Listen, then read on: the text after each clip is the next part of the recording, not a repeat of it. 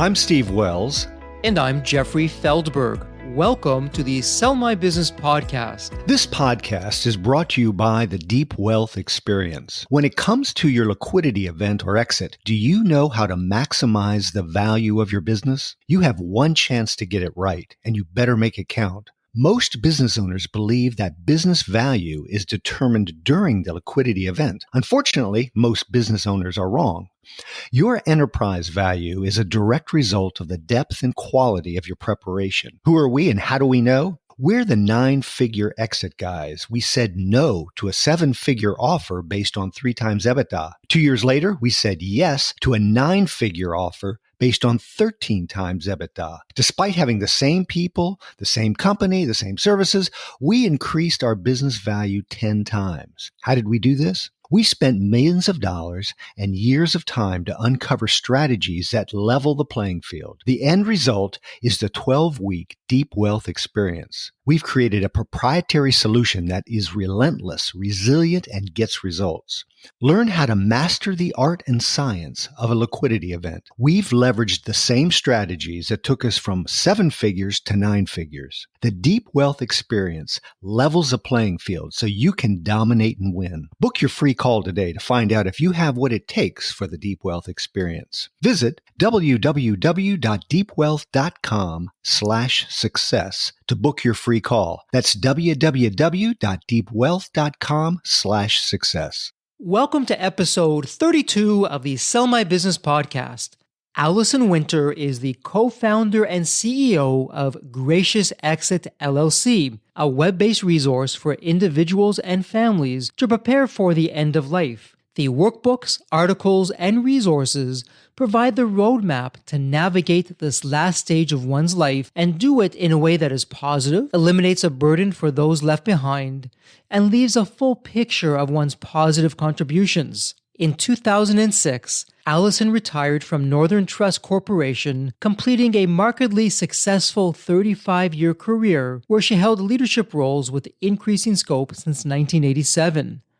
Alison served on the management committee for the last 5 years of her tenure with Northern Trust. When she retired, Ms. Winter was the founding president and CEO of Personal Financial Services Northeast, based in New York, where she established the Northern Trust presence in that highly attractive and competitive market. Prior to that, Alison served as co-president of Personal Financial Services for Northern Trust. In all, Alison expanded the Northern Trust franchise as a leader in managing the wealth of the affluent in 20 new markets on the West Coast, the Midwest, and the Northeast. Technology, innovation, strategy, brand management, and customer focus are hallmarks of her career. In 2001, Alison, together with Susan Stotberg, co-founded Women Corporate Directors, the only chapter-based international organization for women serving on corporate boards with over 3,500 members serving on over 6,000 boards globally. Alison established the framework for scaling up both domestically and internationally. There are now over 80 chapters on 6 continents. The organization has been transitioned to Women Corporate Directors Foundation for Education and Research. Ms. Winter received her MBA from the University of Chicago Graduate School of Business, earned her Chartered Financial Analyst designation, and is a member of the CFA Institute. She holds a BA from San Francisco College for Women.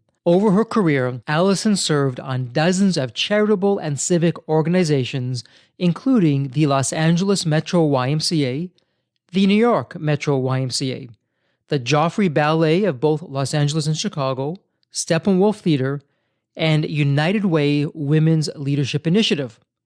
In 1998, she became the first woman to be chair of the Los Angeles Area Chamber of Commerce in its 110-year history. Alison lives in Pasadena with her husband, Joe. Alison's daughter, Lee, lives with her husband and 3 sons in Los Altos, California, and her son, John, lives in Chicago, Illinois. Allison, it's an absolute pleasure to have you on the podcast. Thank you so much for taking time out of your schedule to be with us. Why don't we start things off by having you give us a background of who you are, where you've been, and what got you to where you are today? Because you're doing something unique, valuable, and interesting. We'd love to hear that. First of all, thank you, Jeffrey, for having me on your program here. I'm delighted to be here. I was born in Omaha, Nebraska, home of Warren Buffett. And my father and the Buffetts were friends. So I learned early on about investments. I went to college in San Francisco, fell in love with California, ended up coming back to the Midwest and working for Northern Trust, but in investments, and learned a lot about everything pertaining to individuals and families' wealth, the trust side of the business, tax implications, transfer of assets to the next generation, and all the planning that's involved in that. So I saw a lot of things over those years. Ultimately, I moved into management, and my first transfer was out to California. We opened our franchise and grew it substantially to be one of the largest trust companies in California. And then they asked me to come back and expand us into the Midwest. We were just in Illinois at that point. So I extended us into a number of states with a good concentration of high net worth individuals and was added to the management committee. One day the CEO said, "How would you feel about going to New York? This is the time, we think, to start getting a foothold." That was 2003, and there was so much aftermath of the crash and all the scandals that came out on Enron. And so these institutions were reeling. And I said, I would love to do it. We went back to New York and were very successful there. And we went into Boston and Delaware and Connecticut as well. And that's when I finally said, I've got a great successor. It's time for me to bow out, or I'll have to keep working till I develop another successor. So that was some time ago. That was in 2006 that I retired. And we came back to California. About 5 years earlier, a friend of mine was having a group of women quarterly just around her dining room table. She was inviting women who served on corporate boards, generally Fortune 500 boards, to share in a confidential setting what they were doing. What did they learn from different things that were in the press? All the things you would expect they'd have questions on, but maybe not want to ask out in the open. She said to me just offhand, "Why don't you start one of these in Chicago?" And the more I thought about it, I thought, if we're going to start one in Chicago, we should really look at all the big cities. And so we need a name, we need a logo, we're going to need a website. This all went through my head, and I went back to her, and she agreed. So that was the beginning of Women Corporate Directors. We had 2 chapters. By 2006, when I went to retire, we were then in Boston, Washington, D.C., Atlanta, and a couple of other places. And it was just starting to get such momentum. We were getting inquiries from all over the country saying they wanted to start a chapter. So the timing was perfect. I was on the Nordstrom board at that time. I spent about 15 years on that board and also on their bank board. We really began to ramp up just one after another. By the end of that year, we were up to 10 chapters. In another several years, we had 20 chapters. By 2012, we had over 70 chapters around the world. And we were holding conferences 4 times a year, one in the Americas, one in Asia, one in Europe, and then one in New York for the United States. And they became a big deal. But ultimately, it was very time consuming. And it was time for us to institutionalize it and not just have it be run by us. So we got KPMG involved. We had an educational and research foundation within our business. So we folded everything into that not-for-profit, and KPMG brought us out. And today they have something like 85 chapters around the globe, and it's doing very well.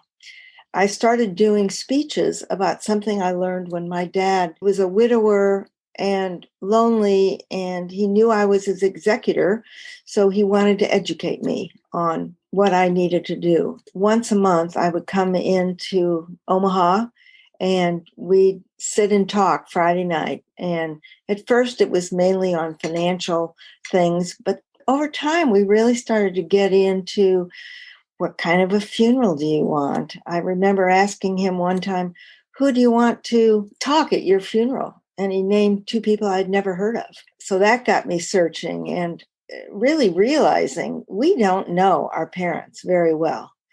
Everybody is a little self-centered, and I think the parent-child relationship is very centered around you, the child. And even if you're 40 years old and you're busy with your job and your kids, I began a search to see what I could find about him. That is what led to launching Gracious Exit. First, my brothers and sister wanted to have some help with their estate plans. And then I started giving some talks, and word of mouth spread. And I did a lot of sessions with YPO forums and spoke in front of CEO at their global institute. And it's just a subject that is very much on the minds of people who are, whether they're in the early or mid stage of that third stage in life, they're thinking about it. They may not have acted on it yet because they don't know where to start. And that's what Gracious Exit does. So, Alison, it's a wonderful story, and thank you for sharing it. At Deep Wealth, we focus exclusively on exits, but a very different kind of exit. There's one thing that this all has in common. At Deep Wealth, our focus is preparation, that you need to prepare well before an exit or liquidity event. You're talking about a different kind of exit, but the preparation for that as well. And so our listeners may be wondering, okay, I understand a business exit of why you'd be talking about that, but why are we talking about an uncomfortable topic for many people about one's passing? What does it have to really do with anything? And what is it all about? And I know offline when we were talking, it just came to be the importance of having your affairs prepared ahead of time and in order. And when you think about it, when you're preparing for your own business exit, part of that focuses on you as well, of taking care of your family the day that you may not be there and what that looks like. You're very modest because you sent a number of materials, and we're going to include this in the show notes, some of the booklets that you have and the presentations that you've done. But why don't you take us through step by step of what someone should be thinking about when it comes time for how do you prepare for your own life exit? I think there's 4 areas that people, when they're 60, let's say they're about the time they're 60, although I will say people whose parents died earlier, they start thinking about this as that number looms ahead of them in their own life. But most people don't really think in earnest beyond their estate plans with their attorney about what happens when I die. When you sell your business, yes, you put things in the title of the trust, but did you put everything in the title of the trust? And the trust deals with the financial assets, but is everything in there? It's amazing how many things don't make it into that trust. Do you have an investment club? Or do you have every partnership you've ever invested in titled in the name of your trust? And you could go down a list. Most people over time, once they start thinking about it and putting it together, they periodically, especially in that first year, find themselves adding to that list of assets. Then you've got to make sure what's the title and what is the appropriate title. Many people who are clients of yours, particularly Jeffrey, have very good estate planning attorneys, and they're dealing with all kinds of specialized trusts. But at the very least, they have a living trust, or some call it a declaration of trust. And everything goes into there so that you avoid probate and you have a pour-over will that advances it. Attorneys nowadays, when they're updating estate plans, make sure there's a durable power of attorney signed on your behalf. In my case, it's my husband's. In my husband's case, it's me. We both have living wills, that document that gives your instructions of what you want in the event of a serious illness that can lead to death, but you're incapacitated and someone needs to speak on your behalf about what you want, not what they're medically capable of doing. The next thing is, where are those documents? But not only where are those documents, if somebody's going to step in and take care of things, let's say you're incapacitated and you for 6 months can't handle your own affairs. There's housekeepers to pay. things go wrong in a house, it seems to me every day or every week. So there's, who do you call that knows this house and can come out and fix that problem? What medications are you on? Who are your doctors? When you get into your 60s, unfortunately, you've got a list of doctors, not just one. And depending on how your health is. So what's their phone number? What practice are they in? What medications are you on? And when do they run out? And how do you order them? All these things need to be looked at to have an orderly transition. And there's a final piece, and that is thinking through, what do you want to leave behind for your heirs? When you're younger, you think you want to leave behind the material things. But as you get older, they're getting older too. And over time, they have the material things they need. They're far more interested in the memories that they maybe don't have, but you were created with them. I've done a whole series of photo books that are family for my kids, and our grandkids like to look through them. I'm extreme in this preparing your legacy. Even with my siblings, we did a movie. We hired in a film crew, and in a long weekend, we filmed individual and group interviews around subjects that were about our growing up and who our parents were and the values they taught us. And we talked about each other as well. So there's a really thorough look at who we are, who we were. We did a photo montage to music at the end of each of the individual videos. And my brother said, now you've got your video for your funeral. So then they will be used that way probably.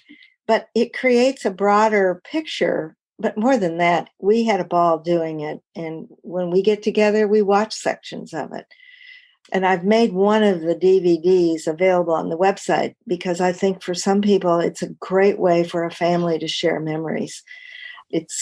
It's not cheap, but it's worth the price of a great vacation. Alison, when Jeffrey and I sold our business, it was a huge financial windfall for us. And I'm a little bit older than Jeffrey when that happened. And so I had our only child, a daughter in college. She graduated and advanced and got married. Now she's got 2 grandkids. I wonder if you can comment on something that I'm doing and see if you see that with other clients you have. So every year I meet with her and her husband, and I bring her into my team, my financial advisor, the estate planning attorney we use, accountants and CPAs. And we have a board meeting where I've shown them more and more about how the financial structure of my estate is and what my investments are, and get them involved. And I give them some money that they can give to the foundation every year to practice philanthropy so they can, understand how hard that is. Because from a lot of business owners, at least for me, it was huge. It was like the day after your closing, all of a sudden you have more money than you've ever had to manage in one shot. And that's going to affect yourself. It's going to affect obviously your finances and possibly your family. And I've tried to incorporate that in. Do you have any tips for me or people like me that find themselves in that situation? Actually, you're doing the very best thing you could be doing. And I applaud you for starting her out right at the get-go and meeting your advisors. She has, I'm sure, already picked up that this is serious. It isn't just fun. Oh, look, we're well-to-do. We can do whatever we want. There's a responsibility to it. And as you said, she didn't grow up that way. So I think the fact that you're educating her in this very serious way, and she understands, and will more so over time, the value of having good advisors who work with each other and with you and her. I can't think of a better thing to have a smooth transition to the next generation. For those who are listening who have more than one child, they still should think of this seriously because it's a great way to help your kids mature into understanding all the ramifications, legal, financial, and technical, of having this kind of wealth. But when there are multiple children, there are multiple personalities. They've married different people. There might be even some tension within the family. Even worse than that, there might be some real feuding. And that's when you have to be careful and think out, what are the problems when we're gone? And how do we head those off before we go? For some, it might be the decision to sell a beloved beach house because 2 of the 4 kids are married to somebody, they're struggling financially. There'd be no way they could chip in their fair share. That is bound to generate some conversation amongst others of how they're not picking up their fair share, et cetera. A family business, when you transfer a business and there's one child who is going to run it, they're getting more than the others because they need a majority ownership. So that has to be talked out with your heirs way in advance so that where there's tension, and then you can fix it. If you wait till you die, you can't fix it. But if you talk these out with your kids, like you're doing, you just have the one, and that's great. But if you've got multiples, you're going to be in for some trouble if things at all look unequal to them. To this day, my siblings will say, you were mom's favorite. And sometimes we're joking, but sometimes we're not. But we like each other. Families don't get along. And I've seen so many lawsuits and families broken apart. So that's the one big thing I would say is anticipate problems and get them out in the open and discuss them and see if you can fix them before you go. But you're doing a fabulous, it's a gift to your daughter and granddaughter, really. And your granddaughter then will grow up not as a kid whose grandparents can buy her anything she wants, but as somebody who sees, I can help that other kid through our foundation. She could go on the group trip rather than be the only one that stays at home. Alison, some terrific insights from you. I'm wondering, though, if you can walk our listeners through this wonderful system that you've put together, otherwise known as the Gracious Exit. And I know you've put together Gracious Exit workbooks. And what was interesting, I really like how you approach this because you looked at it from a child who is really a grown adult in the 40s or 50s, but taking your workbook and speaking to the parents and having those difficult conversations now as opposed to later when it's even harder because you may not have that information, all the way through to people to take those workbooks and do it themselves and to go through that process and the checklist and the different areas that are there. So why don't we take that first group, which is a difficult conversation of a child, you're speaking to your parents. What do you recommend to our listeners of how they broach this topic and how they can make the most of that conversation? Part of it depends on the age of the adult child. I can remember my mother approaching me. I just graduated from college. She had a very serious illness, and it wasn't clear that she would make it long, but she was home and she was going through her closet and bringing things out. And she was walking me around the house trying to show me this has value. This has value. Don't just give it to charity. And I was like, Mom, I don't want to listen to this. You're going to be fine. At 22, you can't picture that.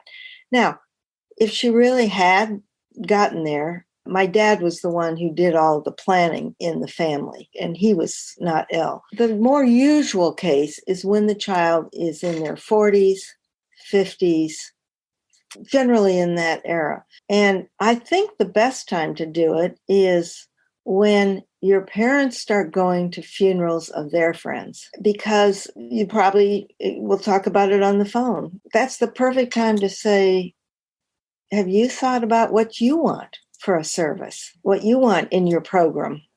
And I bet they might say, I've begun to think about it. And it's a good opening to say, let's talk about it. There is this feeling that elderly parents don't want to talk about dying. I think there is a generational shift between the baby boomers and the older generation that came before boomers that really was so private, and they did not discuss these things. Even with my dad, he didn't discuss them with me until he was in his 80s. And I was running a business and had an MBA from Chicago and did all investments and everything else. He didn't want to talk about it until he got into his 80s.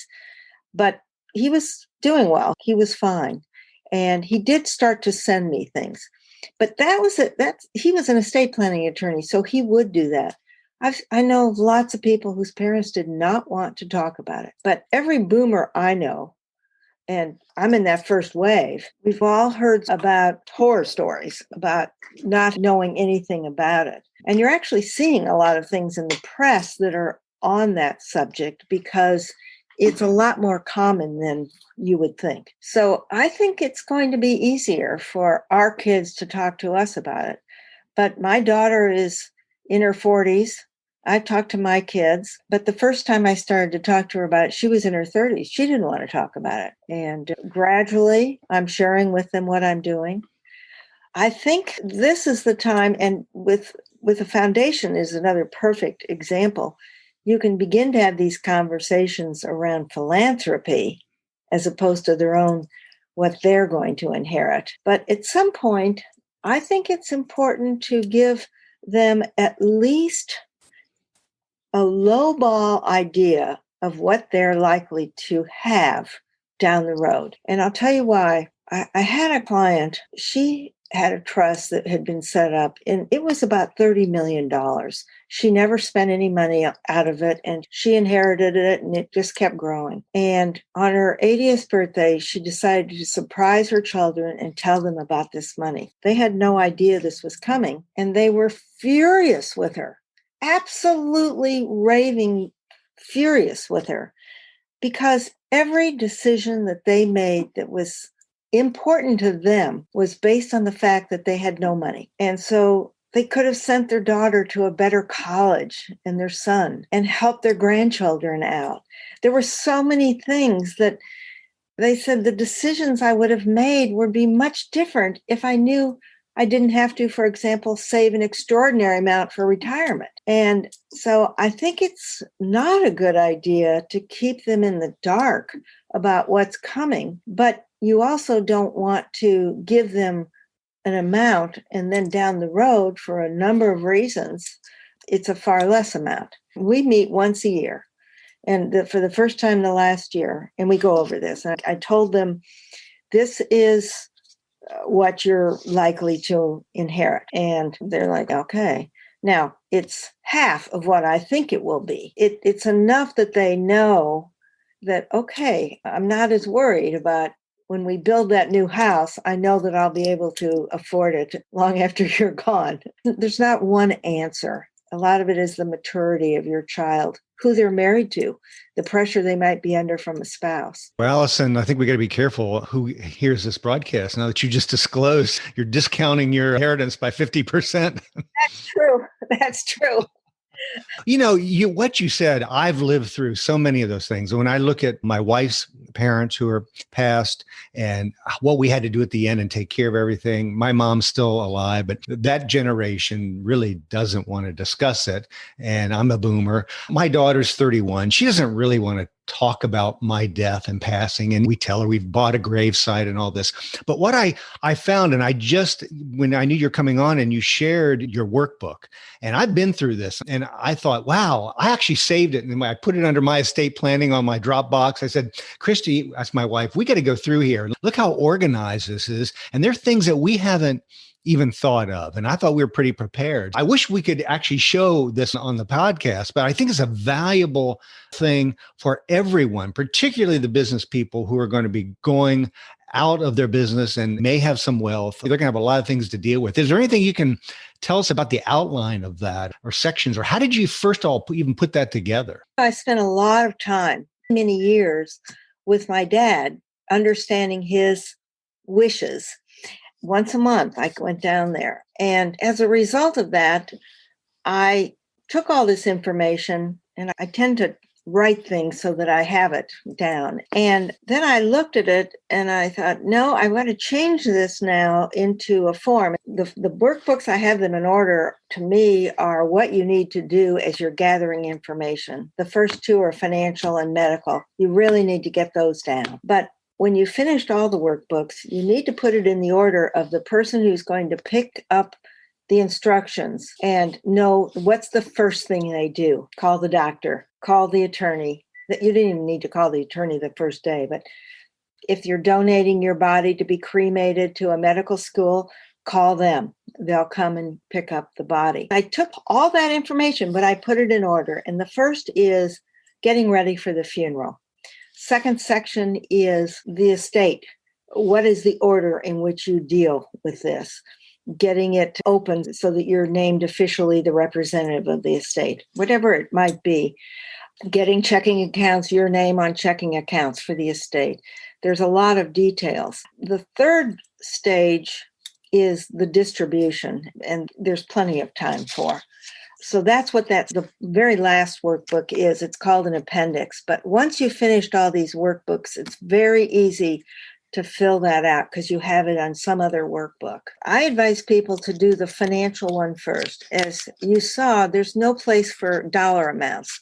All we want to give whoever is stepping in our place is the name of every advisor we work with, attorney, accountant, property manager, partnership interest, business manager, the company president, if you still have ownership in a company. All of those things are assets, and you need to have what's the name of the contact, what's the phone number, and where's the document that shows that you have this interest. For me, it still says file drawer. I'm not going to tell you where because I don't want it on tape, but a file drawer under this label. So that's the first one, because you have to know what is in the estate. And there are so many nightmares for the person who steps in and has to wait until statements or bills come in to know what they're dealing with. And Alison, if I could interrupt you for just a second, I'm looking at it right now. What's so great about the outline? I've done some of these, but some of them I haven't. And if most business people are like me, I have 14 different financial checking accounts. You get other business interests. So if they're all listed there, and if my daughter and son-in-law could understand the structure, it would be helpful. And I don't really have that organized for them. And just going through your list, I think that would be really, really helpful. And I just recently had a friend who was only in his early 60s, and he had a stroke and he was unconscious for weeks. His wife could not get into his accounts. She didn't know the passcode of so many things. For me, it'd be all the different electronic files. How is someone going to find those, if they needed to grab this? One of those workbooks, I can't remember the numbers right now, but it asks you to list out all your key digital accounts and services and what the passcode is. You don't have to give an account number, but I have mine typed out. I have it in a place I can get to it electronically. And this is something that is challenging for everybody because of hackers and so forth. But if I've forgotten a password, I can go to this list and look at the password. The earlier part of your question, we used to do back in the days when I was working with trusts, we used to do diagrams of an estate plan to show under what pocket each one was. And then there'd be a diagram under that who were co-owners and so forth. I think that you might even talk to your estate planning attorney to see if he has somebody in his office who could do that for you as a map of what you've got. The more complicated the estate plan, the easier it is to track for your heirs is if there's a map. And it would be useful just in these meetings with your daughter to understand this map of the different pockets and their purpose and where they're going. Alison, I like the organization. And let me briefly try and describe this for those that are listening that don't have the benefit of seeing this. And by the way, in the show notes, what Alison does is just incredible, but she took it to the next level because you can get the simple version of the Gracious Exit workbook. You can get that completely free. And so she's paying it forward. And thank you so much for that. We'll put that in our show notes and you can click on that link and get that. If you want to get a more complicated version, as she calls it, it's a rounding error. It's a mere $25, and it's a fraction of what you would pay in speaking to a professional advisor to help get that all in order. And so I love what you've done. So in the 5 workbooks, your first one, which is an Excel spreadsheet, you have a total financial picture. Then you move through to the medical history, your home team, your digital life, your wishes. And then you have, as you call them, appendixes or maybe bonus sections, your friends and family to notify. and then a to-do list. And so you've really covered the gamut from start to finish of what you should be looking for. And Allison, as I was going through that, it also had me think, you don't have to have this just for a passing. Heaven forbid something happens, some kind of medical situation happens. In a blink of an eye, you have all the information that you need for the medical team on hand, or what the history is. That can be just so crucial at that time. But here's what I was wondering. You've spoken to a lot of people about this, and you've been speaking to different presidents groups and CEO groups. From your experience and your conversations, what would be some of the top 2 or 3 things that people just tend to not even think of, but are important, and they need to start thinking about that now? If you had to look back and think about that, what would that be? You're right. Somebody has to step in if you're incapacitated. You don't have to die to be unable to take care of things in your house. Most people don't really have anything written out on their medical situation. Even my husband, he lays out his bottles and he knows what he has to take, but it wasn't written down anywhere. My dad, he did the same thing. Nothing was written down about who his doctors were. And that was one of the first things I did with him. I think those first 2 are the most important, those workbooks. Where are all the assets? And what's your medical situation? The reason these things are so valuable to you, even while you're alive and in charge of everything, when I go to a doctor, I take an updated sheet with me. I only have to update it twice a year after I've had a doctor's appointment on the medical side. But rather than filling out those forms, I just say, see attached. And I give the doctor the list. It shows all my doctors, all my medications, any procedures I've had, vaccinations, the works. I think the thing that people really have to think hard is, what have they left off that financial list? People have a lot of investments if they've been very successful. They enter partnerships. One we thought of recently, my husband has some interest in some horses. We don't have that mentioned anyplace, we realized. You can't just sit down and say, here's everything I have an ownership in. It comes to you because some of these things you only think about a couple of times a year. In terms of an investment, you think of it as pleasure. Horse racing is his love. So he doesn't think of that as an asset. It probably isn't an asset either, but it's more of a liability, but he loves it. If you can fill out those 2 things, and then over time, keep thinking if there's something missing. And part of the way you find that out is, and that's something I talked about in one of these other conversations that I had, is simplifying your life. And as you go through files to see what you can throw away, you find things that you maybe have forgotten about. They're not very big, but you had them. I have a $1,000 insurance policy that my dad took out for me when I was a baby. And I can't let that thing go. My dad took that out on me just to be sure I was covered. So we all have things like that. I don't get a dividend. I don't think about it. But once in a while, I remember, oh, yeah, I have that. There's not a fail-safe in remembering everything. It takes a while to go over it. You know, what it reminds me of, Allison, is when we coach business owners on how to make an exit. I mean, we talk about building their virtual data room, getting this data room together, because you've got to get all this information for the potential buyer, and how it seems like a simple thing, but how they can begin that process. Because you want to sell tomorrow. If you don't have that data room ready, it could take you a long time. So you're actually asking us to build our own personal life data room, which is very helpful. And we talk to business owners about, how do you find the skeletons in your closet that you could make sure that you can do something about, or those Rembrandts in your closet.